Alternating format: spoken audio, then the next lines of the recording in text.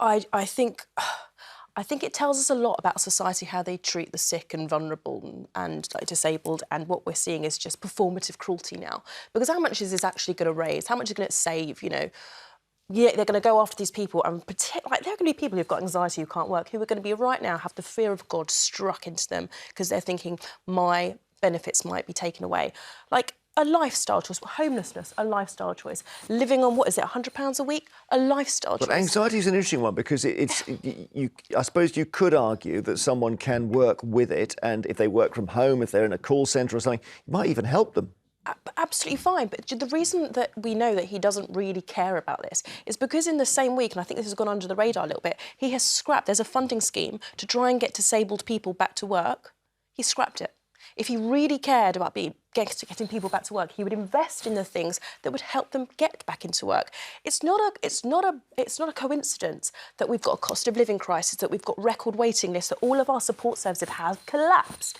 If you try, there's some really heartbreaking threads on social where people actually document their journeys of trying to get support for health or for mental care issues, and there's just closed door after closed door. That I agree with. Closed door. That I agree. How are they supposed to get back into that? The I agree with. The problem, I agree with you on that particular point, that there should be more support. But I also think that there's a bigger issue here, which is almost the socialisation of mental health into our society. And this happens in schools with kids. We're seeing a huge increase in anxiety and depression amongst kids, amongst young people. And to the point, 69 billion is now spent on benefits. This is going to increase by 50% in the next 4 years. This is a seriously big issue. We need to try and get people back to work. We need to support them. That's why I say the Prime Minister's right to make this point, but he also then needs to invest in mental health support to make it happen. Yes, have you got any guess as to why this incredible stat we've seen says that 1 in 4 people of working age aren't working? Is that because they're pensioners or what? Students as well. It does. So I think that's a really misleading. So that's not stat. helpful. No, I don't think that's helpful at all. But but there are 1 million people of working age who are not working. Yeah, but which is a different thing. Yeah. Okay, so let's look at that. Right? Let's take that out of it. Right. There was a quote I read and I thought it was so strong. A guy called Paul Bassett Davies wrote this and wrote, "Why, oh why are an increasing number of Britain's workers unable or unwilling to endure lives of meaningless toil to prop up an uncaring, parasitic system that bleeds them dry for the benefits of greedy billionaires?" And I guess that's part of it. Again, it's a bit loaded, isn't it, frankly? But you know what we've taken away? Like, so, for example, if we're going to force these people back into work, right?